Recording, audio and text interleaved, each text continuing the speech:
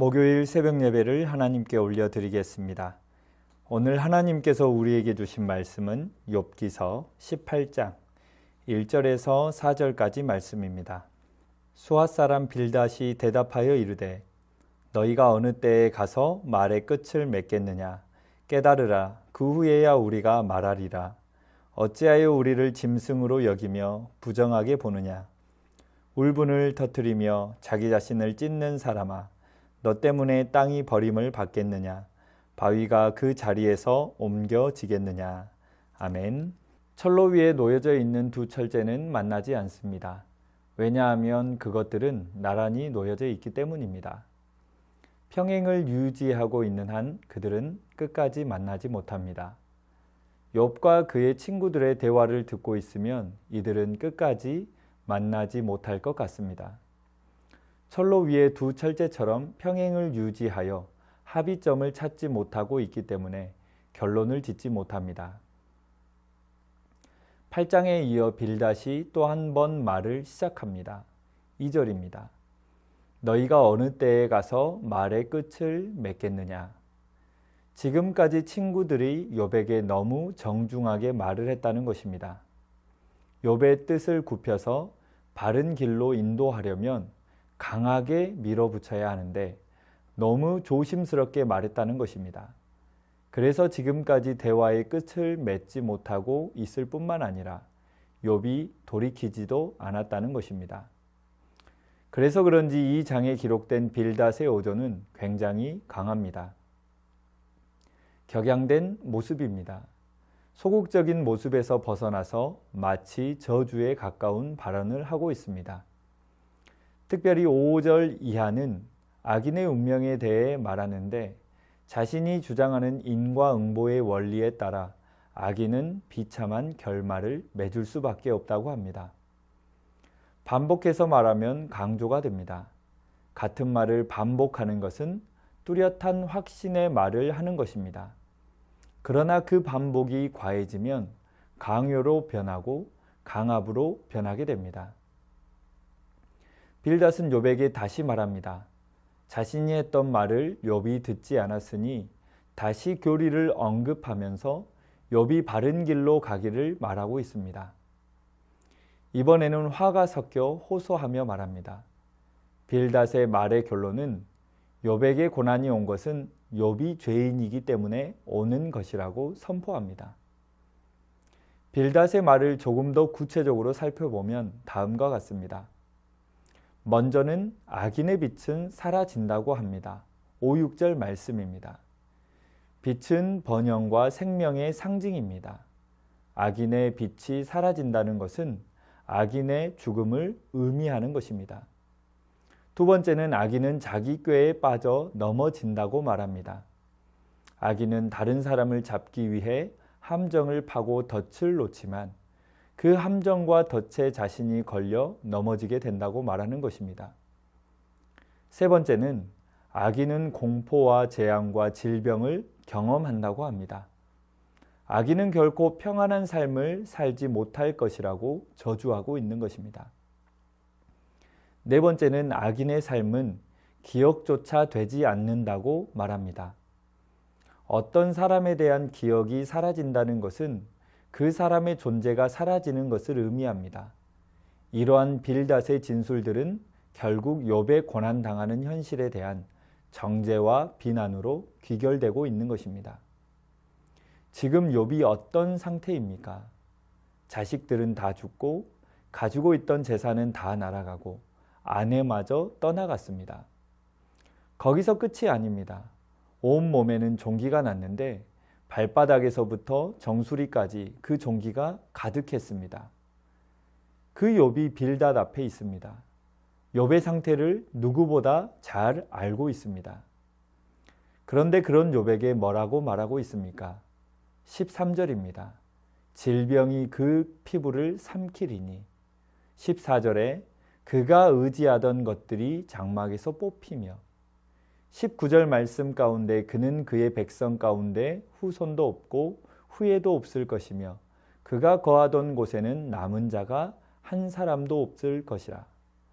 마지막 21절 말씀 가운데 참으로 불의한 자의 집이 이러하고 하나님을 알지 못하는 자의 처소도 그러하니라.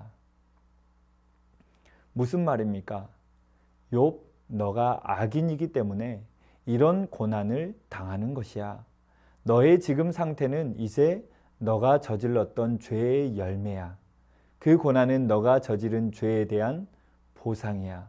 이렇게 말하고 있는 것입니다. 욥기서 16장 2절에서 욥이 말한 것처럼 지금 빌닷은 여전히 재난을 주는 위로자로 서 있는 것입니다. 위로는커녕 괴로움만 더해주고 있는 것입니다. 위로를 하겠다고 찾아온 사람이 착하게 살면 잘되고 나쁘게 살면 벌을 받는다는 인과응보의 원리만 욥에게 적용시키려 하다 보니 욥의 마음에 더 큰 상처만 주고 있는 것입니다. 위로가 무엇입니까? 따뜻한 말이나 행동으로 상대방의 괴로움을 덜어주거나 슬픔을 달래주는 것입니다. 그렇기 때문에 위로는 상대를 이해하는 것에서 출발합니다. 나의 주장을 펼치고 나의 말을 관철시키기 위해 윽박 지르는 것이 아니라 상대방의 상태를 파악하는 것, 상대의 마음을 읽어주고 공감해 주는 것, 이것이 바로 위로의 출발점이라는 것입니다. 예수님께서 부활하시고 난 후에 제자들에게 나타나셨습니다. 예수님께서 고난을 당하고 계실 때 그 현장에 있던 베드로가 예수님과 아는 사이가 아니라며 부인을 하고 난 다음의 상황입니다. 그러니 베드로의 마음이 참 불편했을 것입니다. 반면 예수님께서는 화를 내실 수도 있는 상황입니다. 섭섭하다는 내색을 하실 수도 있는 상황입니다. 그러나 예수님께서 어떻게 하셨습니까? 아침 식사를 준비하기 위해 제자들이 고기를 잡으러 나간 것을 아시고 숯불 위에 생선과 떡을 준비해 놓으셨습니다. 그리고 그것으로 조반을 다 먹은 후에 예수님께서는 베드로에게 이런 질문을 하십니다. 요한의 아들 시몬아, 내가 이 사람들보다 나를 더 사랑하느냐? 3번에 걸쳐 같은 질문을 하셨습니다.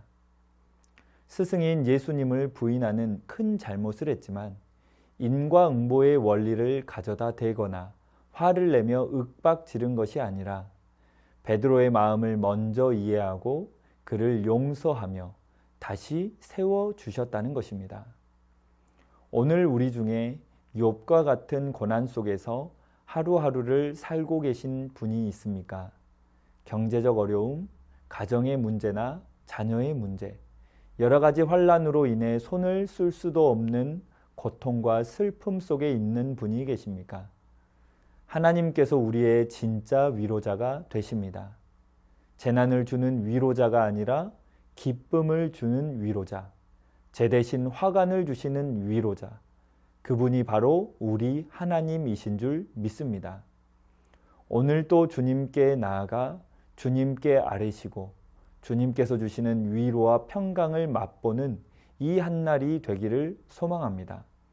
또한 나에게는 큰 고난이 없지만 가족이나 친척, 동료나 이웃 중에 고난을 받고 있는 자가 있을 수 있습니다. 이들에게 어떻게 다가가고 계십니까? 하나님께서는 우리가 고난 당하는 자들에게 재난을 주는 위로자가 아니라 주님의 평강을 전하는 위로자가 되기를 원하십니다. 주님께서 우리에게 베풀어 주신 은혜를 기억하며 고난 당한 자와 함께 울며 진심으로 위로하는 자가 되기를 소망합니다. 그때 하나님께서 참된 평안으로 가득 채우실 줄 믿습니다. 이 은혜가 가득하시기를 주님의 이름으로 축원합니다. 이 시간 말씀 의지하여 함께 기도하겠습니다. 정답을 말하는 자가 아니라 먼저 진정한 위로자가 되게 하옵소서. 재난을 주는 위로자가 아니라 위로와 평강을 전하는 위로자가 되게 하옵소서. 고난 속에서 참된 위로자 되시는 하나님만을 바라보게 하옵소서. 이 시간 말씀 의지하여 함께 기도하겠습니다.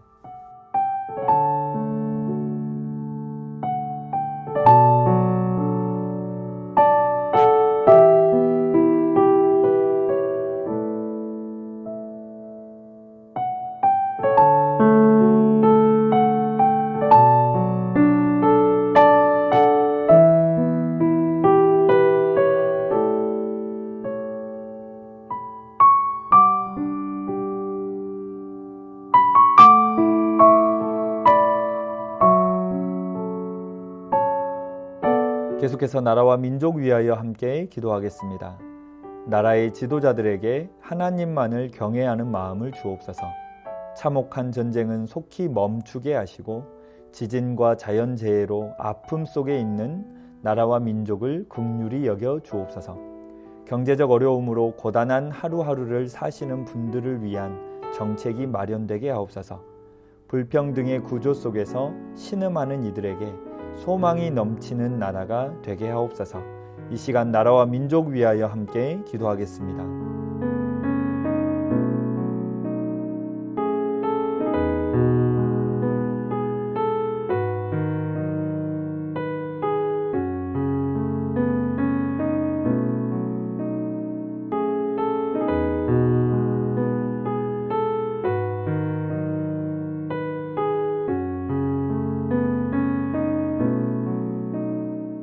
계속해서 교회를 위하여 함께 기도하겠습니다. 내가 누구인지를 알고 나의 주인 되신 하나님께서 어떤 분인지 깊이 알며 늘 감사하는 마음을 잃지 않게 하옵소서. 담임 목사님의 영육을 강건하게 하시고 새 힘을 더하여 주옵소서. 다음 세대를 위한 나비 워십 찬양 축제를 통해 다음 세대들에게 믿음의 결단과 고백이 넘쳐나게 하옵소서. 2024년 일꾼 선출 가운데 하나님의 뜻만 드러나게 하시고 상처받는 영혼이 없게 하옵소서. 이 시간 교회를 위하여 함께 기도하겠습니다.